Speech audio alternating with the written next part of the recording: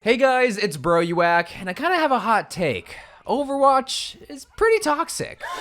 Yeah, I know I'm probably one of the first people to ever say that, but I think the Overwatch team would even agree that their game probably isn't the most welcoming environment. And I mean, there's so many things derailing a new person from picking up this game, like players not playing at the rank they don't belong at, toxic behavior, people telling somebody they're not worth anything and nobody will ever love them. Wait, this is just the comment section of my YouTube videos. Point is, the Overwatch team recognized that this is a problem that new players don't want to play their game, which is why they released a brand new blog post going into full detail of their defense matrix program. No, we're not talking about the diva ability. No, we're talking about the program that's going to help welcome in brand new players by locking away Overwatch heroes. Yep, you heard that right. But the other things that this program is going to help do is eliminate Smurf accounts, and the third thing, the most important thing, is diffuse toxic behavior and hopefully keep out toxic players. So strap in, because this is a pretty big update that's going to help solve a lot of problems, but has a lot of details that is admittedly very confusing. And the first confusing detail is the way that they're gonna quote-unquote help welcome in brand new players that they're titling the first time user experience, FTUE for short. What this program in Overwatch 2 will do will limit the game modes, the game chat, but more importantly and most infamously, the amount of heroes that you'll be able to play. At the beginning, you have a very limited amount of games that you can play, but very rapidly you start to unlock like the arcade or the game browser, and you'll also unlock game chat after a bit of time as well. And this limitation also includes competitive, where you're gonna have to win 50 quick play matches to unlock competitive. Not play 50 quick play matches, win 50 quick play matches. So it's kind of similar like Valorant, where in that game you have to win, I think it's 10 unrated games to then be able to play competitive. However, what's a little bit different compared to Valorant is the fact that you will have a limited amount of heroes to be able to play at the beginning of your Overwatch career. At the beginning, you only have access to 13 heroes, and those 13 heroes include Orisa, Reinhardt, Winston, Zarya, Pharah, Reaper, Soldier 76, Torbjorn, Tracer, Widowmaker, Lucio, Mercy, and Moira. However, very rapidly at the beginning, you start to unlock the rest of the heroes. Like first, you unlock Genji, and the second, you unlock Diva, Cassidy, Ana, and so on and so forth. The list in the order at which what heroes are unlocked on the screen, because I don't want to bore you with reading out all the heroes. However, unlock at the beginning, will you're basically be able to unlock a hero after every single game. Towards the tail end, it'll take a little bit more time, with the goal eventually where if you win 50 quick play matches, you should have almost every single hero unlocked up until Sojourn, the Jungle Queen, and Kiriko. So this is eerily similar like how Super Smash Bros. Ultimate does it, where you start off with 8 characters, and then after basically every single fight, you have a chance to beat and unlock a new character. And I know after hearing that news, and if you didn't pay attention to what I said, you're probably getting so upset like, what? I gotta wait to play my favorite hero that I loved playing in Overwatch 1, and I don't get access to competitive? No, honey, no. This is only for first-time Overwatch players. Anyone that's played Overwatch 1 before and uses that same account in Overwatch 2 will have all the heroes unlocked, and you'll also have competitive unlocked on day 1. You won't need to win 50 quick play matches. And honestly, I kind of like this system, because when you really think about it, there's over 30 heroes that have all these complicated abilities and weapons. Like, this is the reason why I don't play League of Legends, is because there's over 150 characters in that game. I don't even know where to start. And I also don't play League because I want to at least try to get laid. And on top of that, to add a little bit more balance, new players to the game that have a limited amount of heroes will only play against other heroes that also have the same amount of limited heroes. Now, the only time that those new players get pulled out of that pool of players is if they group up with veteran Overwatch players. Now, you still will have to unlock those heroes gradually, but you'll be facing off against players that do have all the heroes unlocked because you're grouped up with other veteran Overwatch players. So there shouldn't really be any veteran Overwatch player that's hearing that news and getting upset, unless you're either A, gonna group up with a friend that's brand new to Overwatch 2, or B, you're wanting to make a Smurf account in Overwatch 2 to one-trick a specific hero. And well,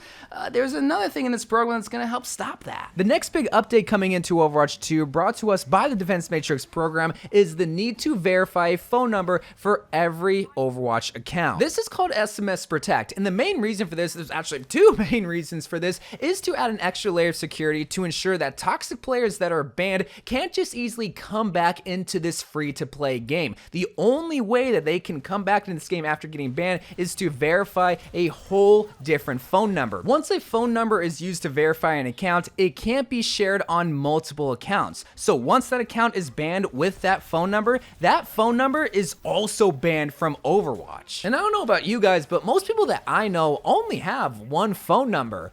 Unless they're a drug dealer. Now that's the first reason, but the other reason that I don't think the Overwatch team is too keen on talking about is the fact that this also will eliminate a large majority of Smurf accounts within Overwatch, because again, most people only have one phone number. People that have a bunch of alternative accounts will no longer be able to access those accounts unless they go and get more phone numbers to verify those accounts. I'm laughing because I can only imagine there's gonna be like a secondhand market of phone numbers just to make alternative Overwatch accounts. Like, hey, you got any more of those phone numbers, bro? Now, surprisingly, this might be a controversial change because, well, on one hand, there's gonna be a lot of good that comes out of it. I mean, there's gonna be less toxic players coming back and people that don't play at the ranks they don't belong at, one-tricking trolling heroes, people taking over the top 500 ladder, and also just less toxicity due to the fear that, well, if they get banned, they can no longer come back to Overwatch. But people can also see this as a bad thing because now some high-level players won't be able to play with their lower ranked players in competitive. They won't be able to access their Smurf accounts that might have rare items. And something that I don't think a lot of people will talk about is how are young people supposed to play Overwatch if they don't have a phone number to verify their account? Now, obviously, we're living the year 2022 where this might not be a problem because it almost seems like every 7-year-old has an iPhone that they can just use to verify their Overwatch account. Where back in my day, I didn't get my first phone until I was like, what, 13, 14? So maybe that's why I think this is a problem. But you guys gotta let me know if you actually have a phone number that you can use to verify your Overwatch account, because at the end of the day, every single account needs a phone number tied to it. And if you don't have a phone number, you can't play Overwatch 2, and you can't use a prepaid phone number or a VoIP. Now that change might be controversial, but this next change is taking it to a whole different level of trying to fix the toxic behavior in Overwatch. Blizzard is gonna be implementing a machine learning and auto transcript bot in Overwatch 2. Now you're probably wondering, what's a machine learning and auto transcript bot, bro, you whack? And I'm kind of still wondering the same thing too. I think the best way to describe what this bot does is just to read you this paragraph word for word. So what it does is provide audio transcripts, and it's gonna allow us to collect a temporary voice chat recording of a reported player and automatically transcribe it through text to speech programs. The text file is then analyzed for disruptive behavior by our chat review tools. Once the audio recording has been transcribed to text, it's quickly deleted as the file's sole purpose is to identify potential disruptive behavior. The text file is then deleted no later than 30 days after the recording transcription. So basically, it's gonna record your audio and see if you're being a naughty little gremlin. And at that point, the conversation is gonna quickly shift into right to privacy and freedom of speech. And listen, I'm not here to discuss the ethicalness or anything like that. I'm just here to deliver the news. I'm not gonna give my opinion on it. It's just if you're being toxic and if you get enough reports, your audio recording is gonna be transcribed to text, and they're gonna be able to detect if you're being toxic or not. And how it will work is if, well, I say something like, you're such a, and I can't believe you in Antarctica. So yeah, if you're saying a bunch of swear words and you have a toxic tone and you're being very vulgar to other players, this bot and algorithm is gonna be able to quickly determine that and probably boot you off the game. But what you also gotta realize is that this bot is also gonna really determine if you're being toxic or not. Like if you're actually being toxic. Because if you say something like, Diva, go jump off a bridge. Well, I'm probably telling the baby Diva to go jump off her bridge because she just got demeched and I don't want her to get staggered. So I literally want her to go jump off the bridge. I'm not telling the Diva to go jump off her bridge in real life. No, I'm not toxic. Right, bots?